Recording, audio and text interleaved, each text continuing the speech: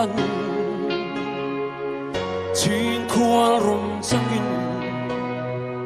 sắc mê linh tung y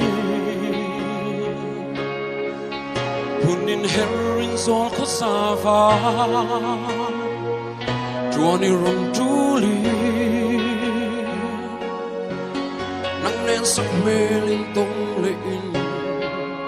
mà ngày bia thương gần in na nắng lên run hun rem về tu ram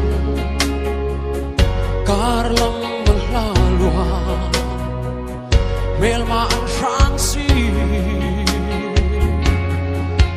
chuanin run hun kan lên về na balai ram tiri ma se sira ilong no si o katuaran manalua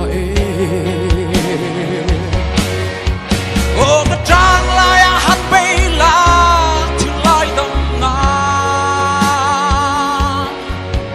nang ai lai bang sai ka relo thar le thi lo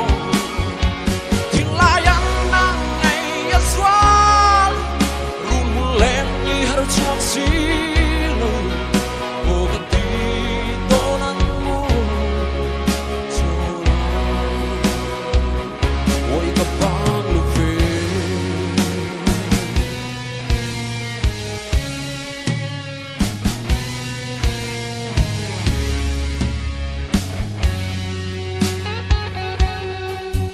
chú lệ xóa lung cất tung lâu xóa nè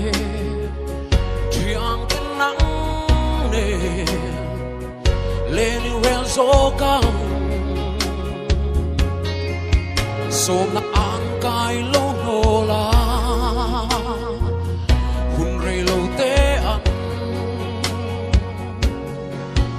run min rem san lên thang